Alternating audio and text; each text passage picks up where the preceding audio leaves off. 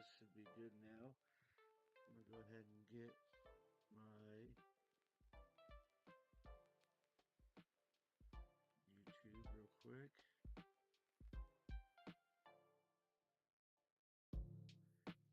Channel.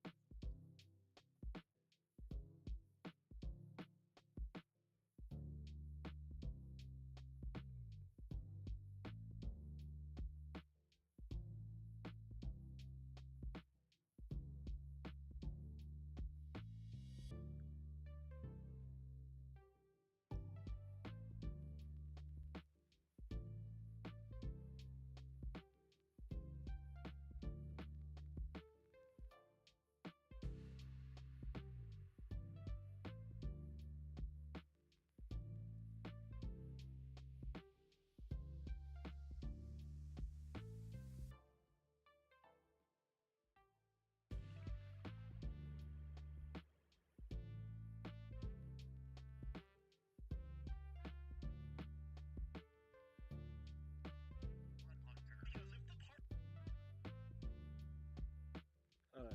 I'm trying to figure out how to get the what you call it.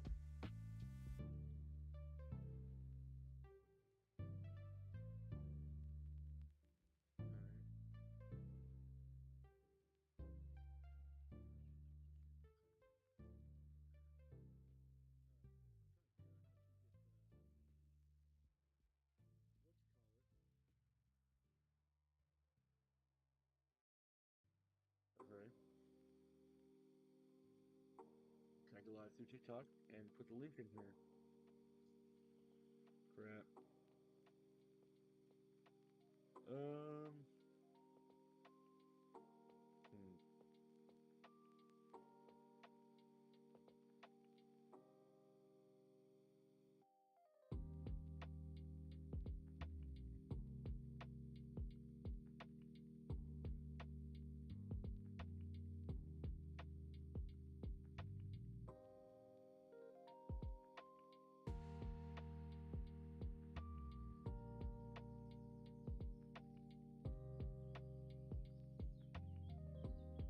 Yep. I guess this is a way for me to go live.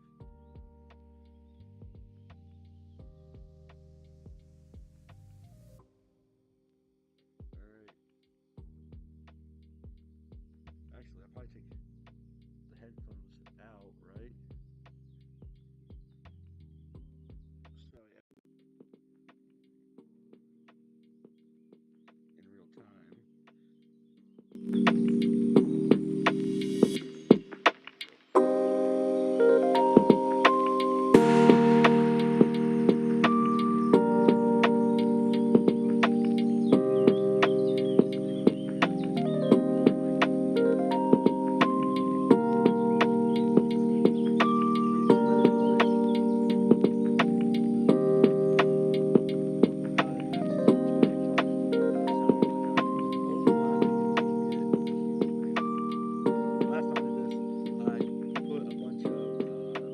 Audio overlay and it just killed the feed. So I'm just gonna go ahead and get into it. I'm gonna start recording right now. This is for YouTube.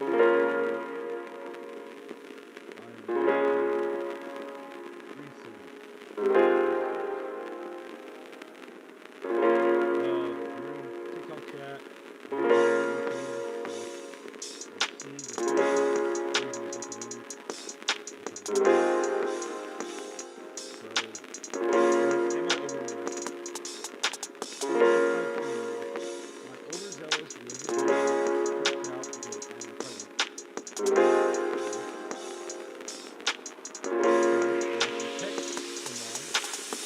Mom says, "This is shameful and shocking."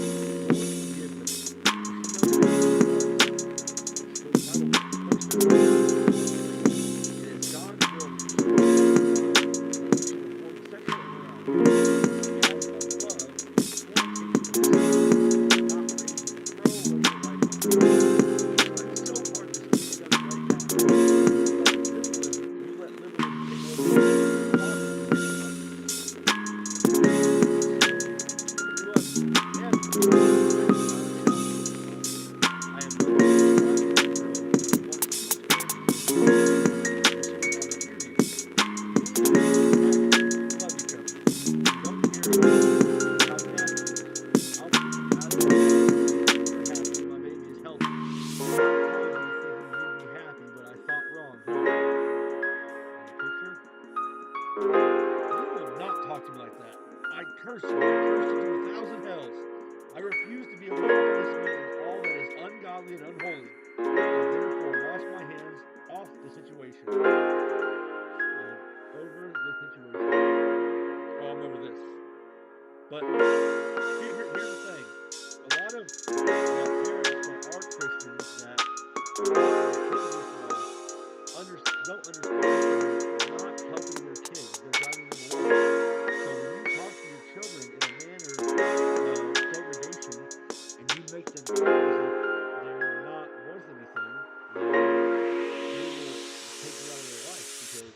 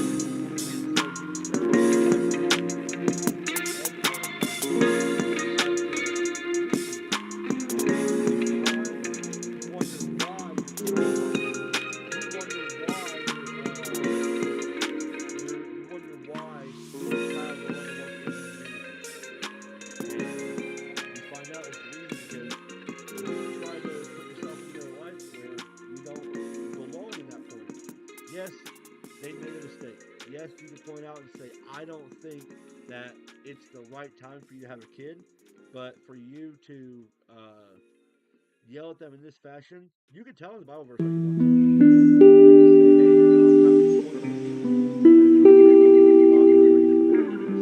But to say that I curse you to 1,000 hells is just so horrible that it's even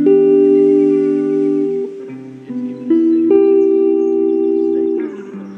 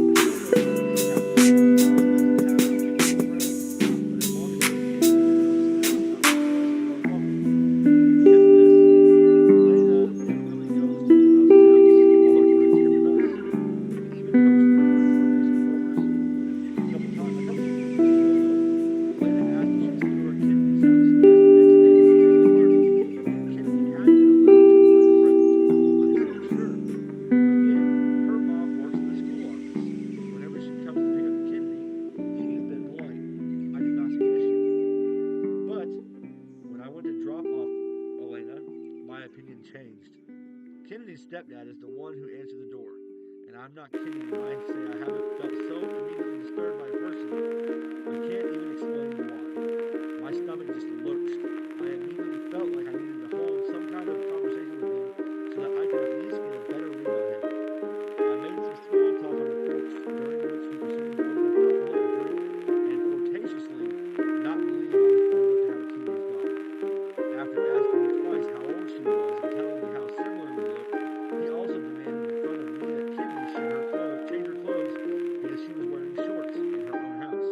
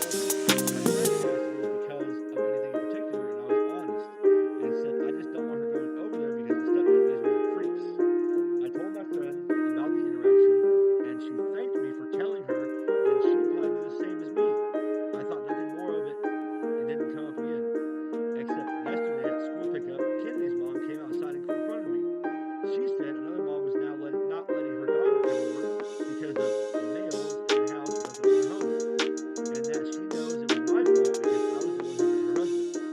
She said she knows I lied to pick up Element early. She accused me of being a snob because Kim is at the school on free tuition, which she gets because her mom works there, and of judging her family based on where they live.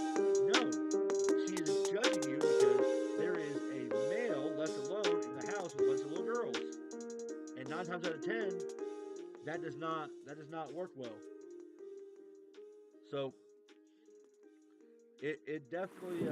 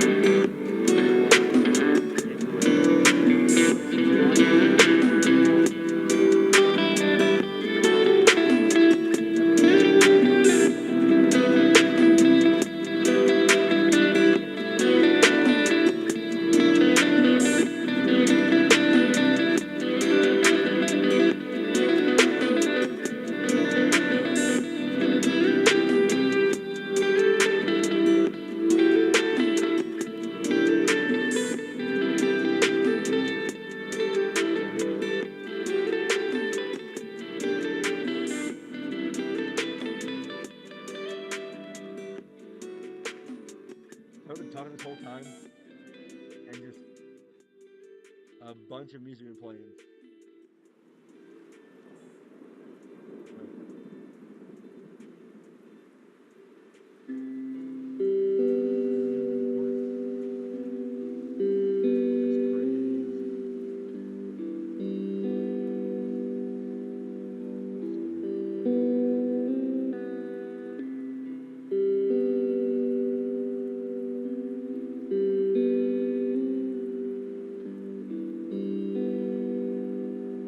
Hello.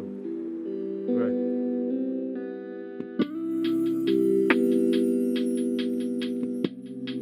All right. I'm back. Even though nobody's really in here, so it doesn't matter.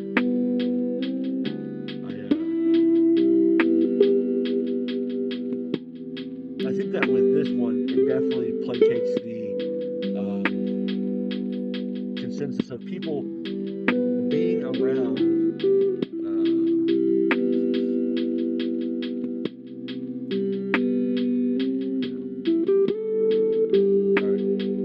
People need to watch their kids around everybody. It's not only men. It's not only women. It's everybody. Relatives, friends, strangers, everybody.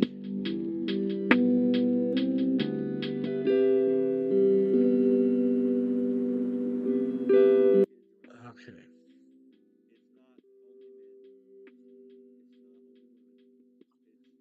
Um.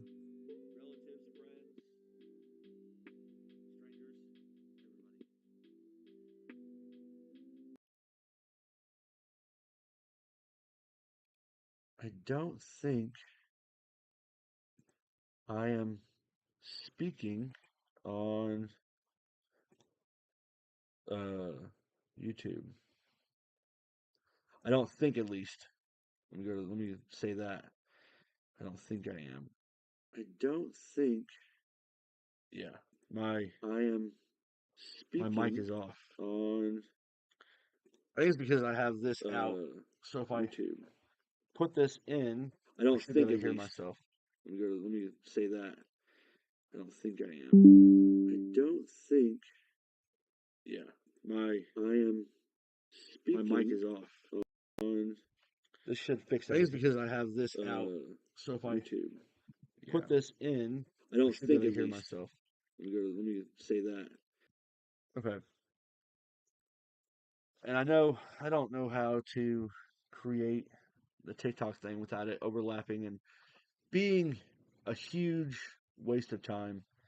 So I'll do a little bit of background music here for TikTok. How about that? That'll be fine. Music. Let's do some gentle music. How about that?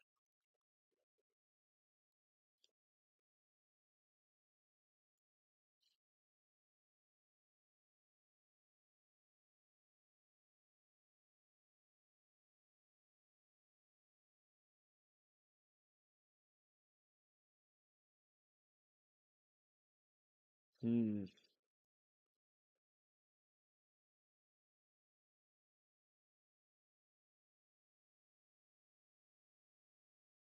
My goodness.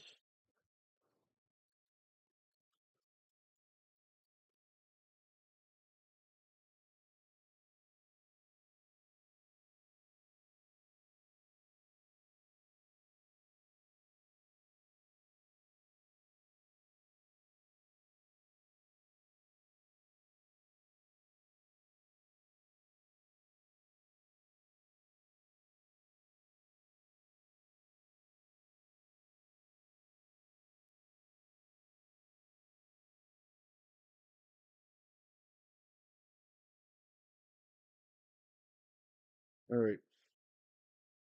Hopefully that's not too loud. If you come in, you're seeing me and whatnot. Let me know if that's too loud or not. If the music's too loud, I'll turn it down a little bit. Um, yeah. Oh my goodness.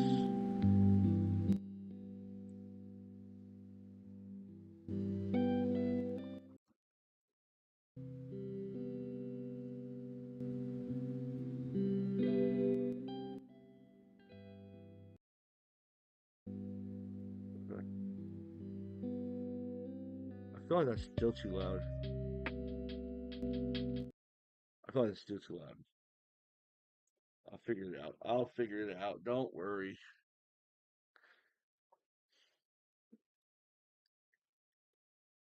I will. Can this be heard? Maybe. Okay.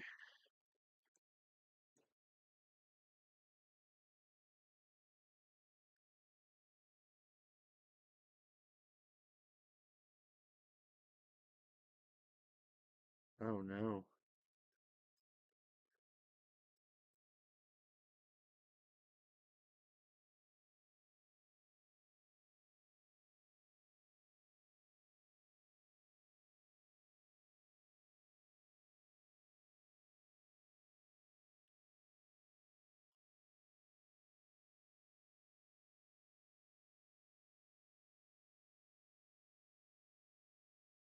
Okay.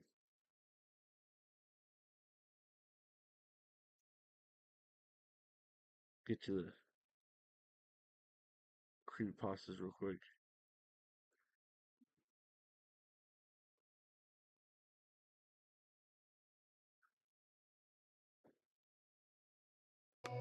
A short street with no name, 3 street lights, a chain link fence. Neighbors said it was a water treatment facility, but at night, a light always burned behind the fence. White, steady, never flickering. One night I climbed over. Past the guard booth was a concrete pad and a round metal door set into the ground. No handles, just a keypad. Beside it lay a visitor log. The last entry had been made today. The name, mine. Oh And no. in the notes, specimen 042 recovered from the surface. Original terminated. A lock clicked behind me. Wow. That's pretty good. That's pretty good.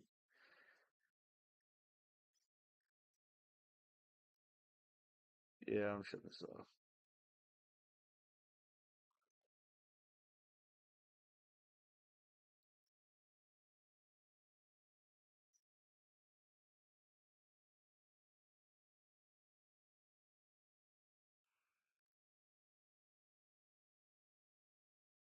Okay.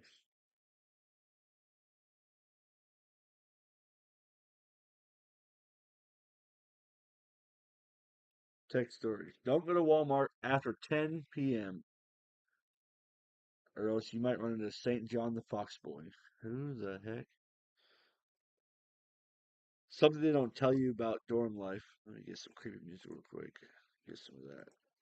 Get some of that stringent music real fast.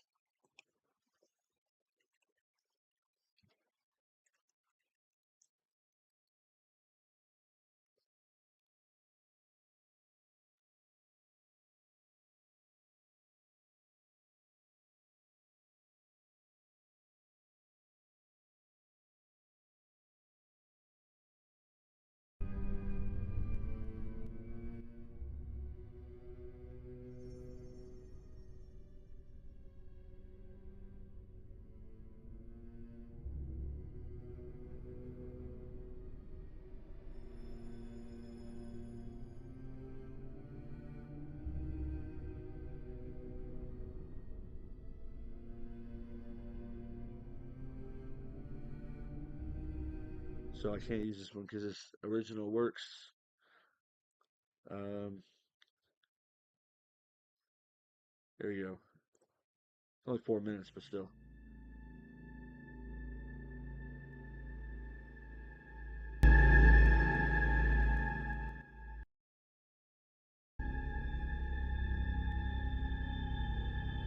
Okay. Make sure this ain't blasting. Gotta check to make sure real quick.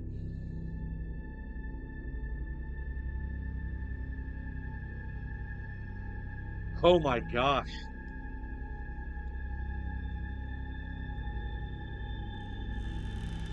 Why is it so loud?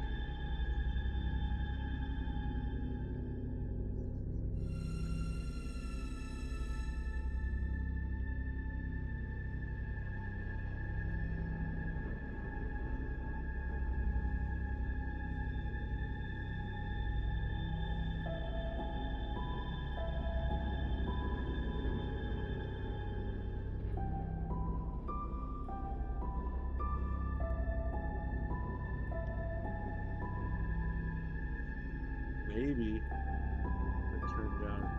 Oh, I see why. I see why.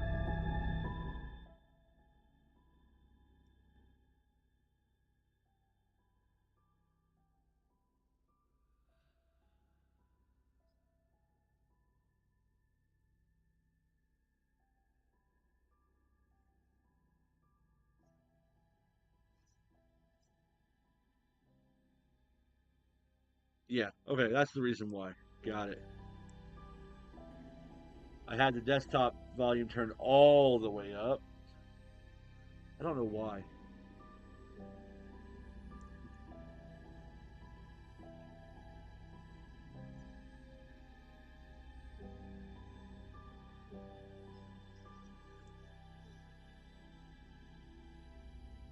Okay.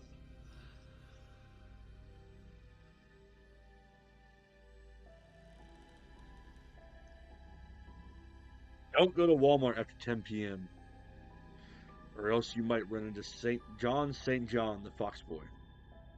Something they don't tell you about dorm life. You're always running low on something. When your campus is tucked away in a little mountain. Look at this one. Maybe I can do this one.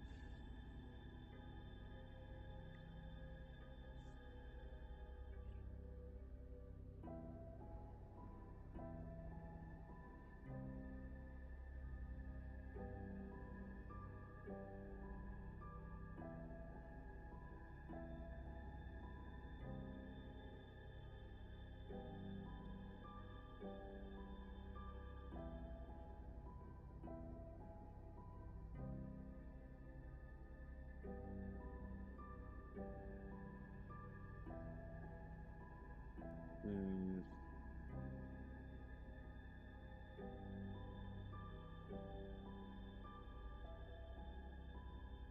yeah. Okay, that's good. That's fine. It's streaming, so we're fine. Perfectly fine.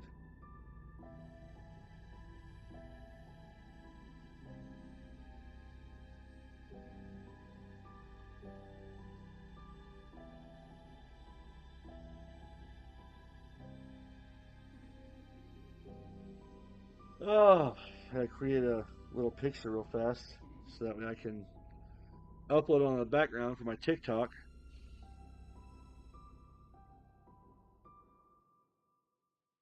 Mm, mm, mm. I had to shut the video.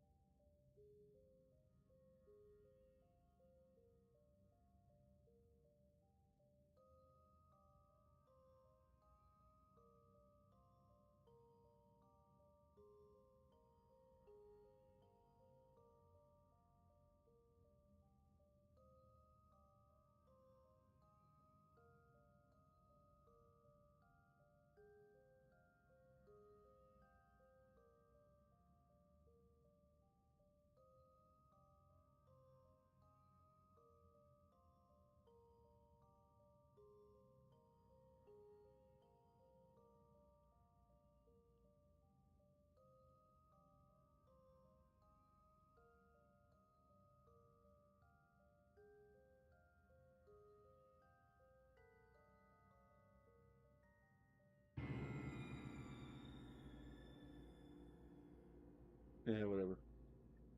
It's fine. It'll be okay. All right.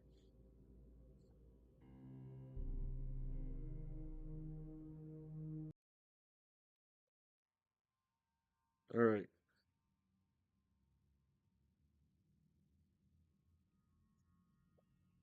Today, read.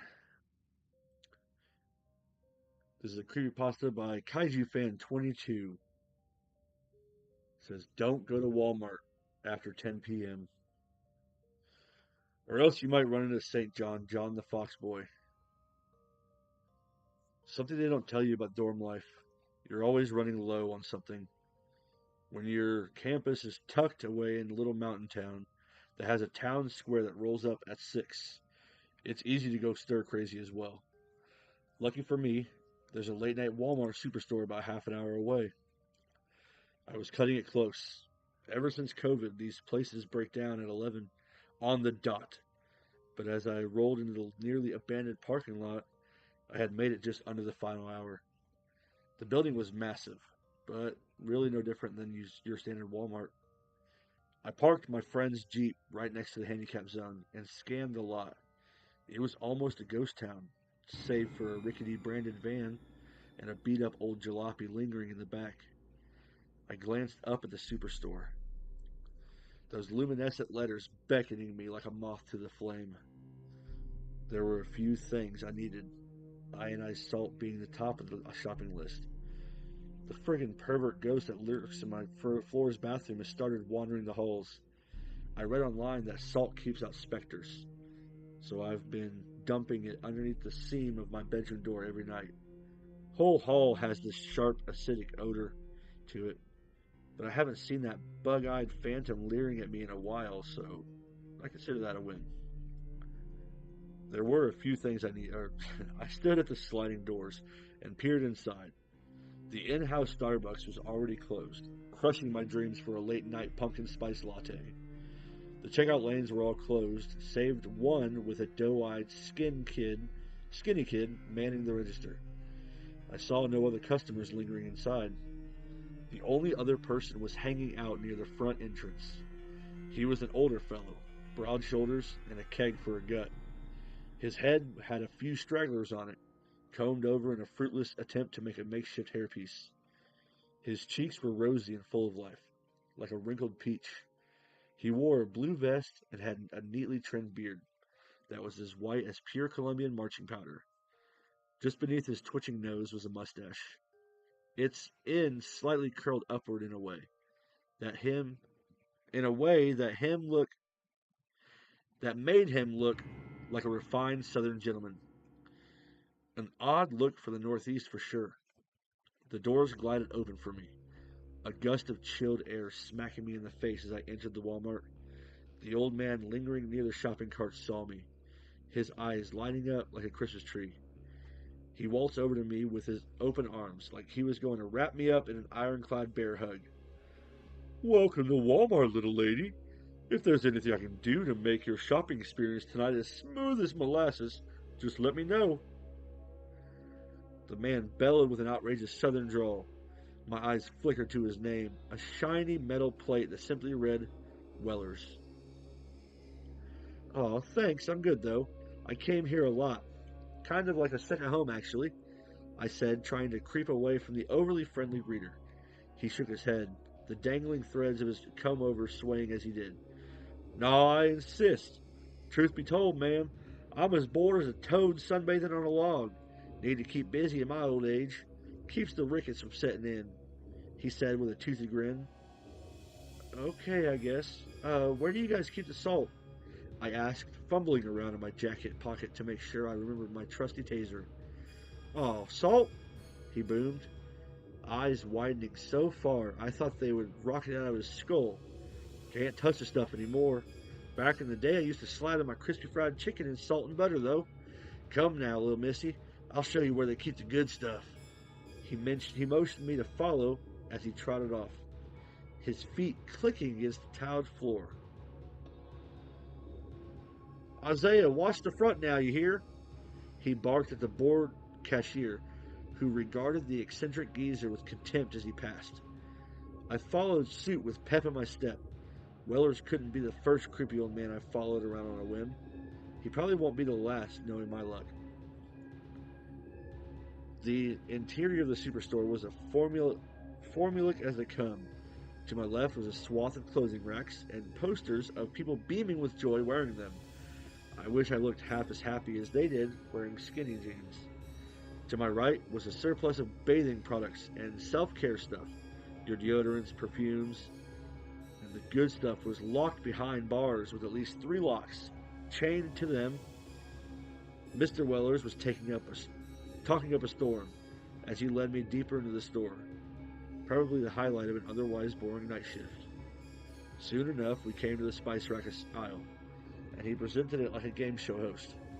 Now, you'll find the good stuff tucked away in the back there. Let me know if you need any help reaching it, he said. I mumbled a thank you and booked it down the aisle. He lingered at the front, looking up and down the vacant store like he was searching for something.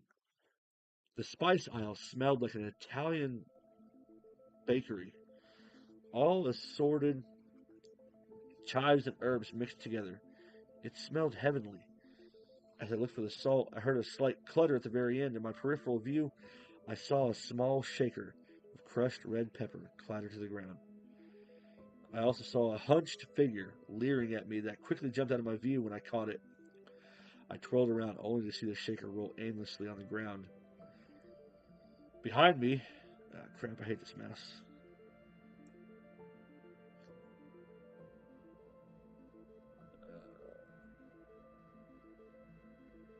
Behind me, Mr. Weller still lurked, unaware of the unseen creeper. I tiptoed down the aisle, waiting for something to peek around the corner. I could hear it, thick, musty respirations, like all it could do was wheeze. Hello? I called out. Is someone there? You dropped your peppers. I tried to coax the watcher out. Finally, a grimy, dirt-stained hand cautiously grabbed an aisle corner. Its fingernails were long and yellow. Looked like they hadn't been treated for decades.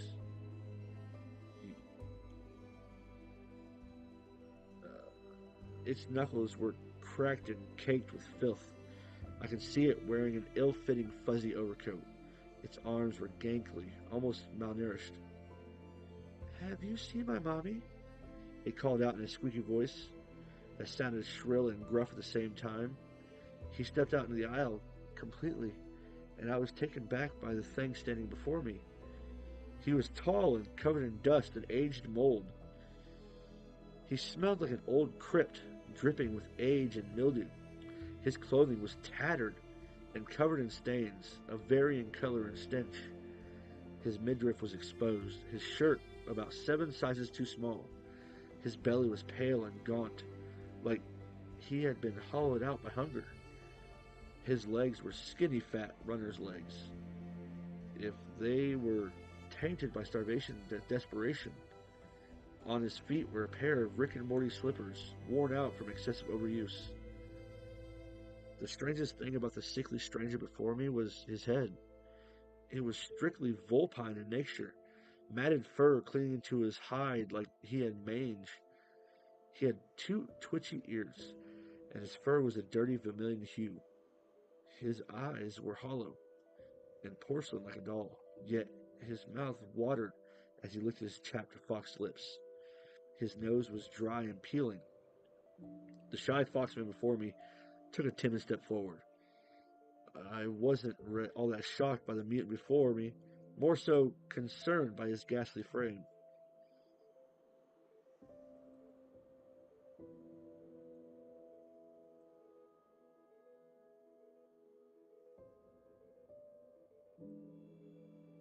Yeah.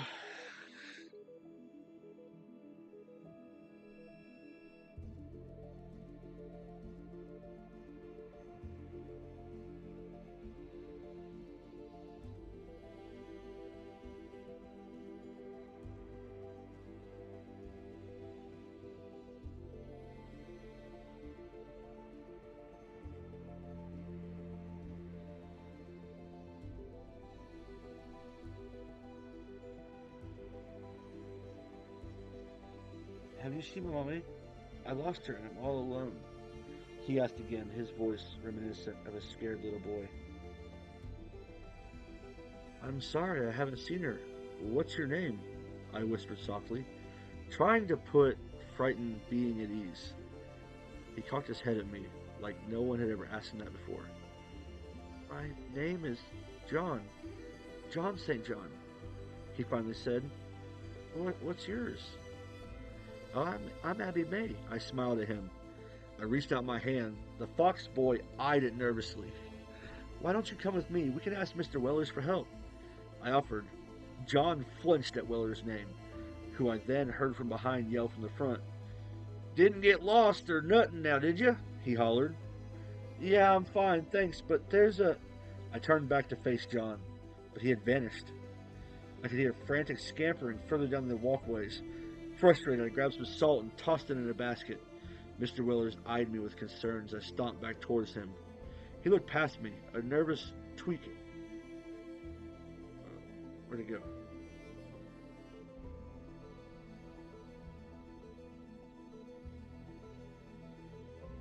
He looked past me, a nervous tweak in his pale blue eyes.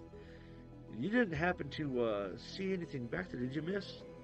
He asked all nonchalant. I shrugged my shoulders and pointed down the way, seeing no real reason to lie to the guy. Yeah, there was this weird teen in a fox mask or something. He looked homeless. I think he's still wandering around it. If you report it or something, help him find his way. Weller's face went ghostly pale at the mention of John and pushed past me and his examined the aisle. Seeing no trace of the foxman, he called out to the empty. John, you go back to the walls now. There's nothing for you out here. Just leave it alone. You hear me, boy? He screamed at nothing. He was met with a robust silence. Turned to me, beet red from screaming. I think it's best if I accompany you for the rest of the shopping, miss. He told me with a grave tone in his voice. Why? He looks like a weirdo, but he seems harmless. Which even I thought sounded ridiculous as soon as it left my mouth. I'm getting too used to my life becoming a freak show. Weller shook his head sadly, like he had heard this excuse before. It's how he gets you. Oh, sure, he seems like a little lost boy, but that dog could hunt. He's a fox, I corrected. Whatever, little miss. I'm telling you, I've been around the bend more times than you could shake a switch at. But that boy ain't right. He feeds off the ignorance of strangers, he warned. I sighed and checked my shopping list. Just needed some snacks and a couple bad movies. Fine, lead the way, I said dryly. The rest of my shopping spree went closely guarded by Mr. Willers. He led me aisle to aisle, always checking to see if John was lying in wait in one of them. I didn't see the fox boy. I could hear him scuttling above like a roach, though. Dust fell gently to the floor whenever he moved. Wellers kept shooting glares to the ceiling and muttering to himself. I'll admit, the ceiling stocking was getting to me a bit. A shiver ran down my spine every time I heard movement up there. Wellers was true to his word and led me around till my basket was full of snacks and goodies for the month. Even managed to snag a jar of extra chunky peanut butter for my buddy Tammy.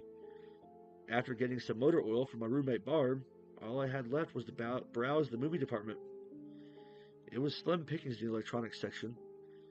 Everything is all digital now, which breaks my heart because I love buying cheesy movies and vegging out in front of the TV and just rotting the ever-living crap out of my brain.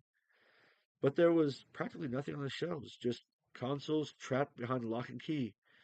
So I was forced to sift through the bargain bin, disgusted by the amount of trashy reality shows there are. Wellers was standing around anxiously, tapping his hefty foot on the ground. So, I said, tossing the used copy of Rock of Love Season 1 aside, what's the deal with St. John anyway? I asked him. Is he a man, a fox, or some twisted hybrid? What's his lore? Wellers gave me a queer look as he cleared his throat. You're taking a lot of this in stride, miss. Commendable, if not odd. I don't rightly know what's wrong with St. John anyway. No. Nature calls.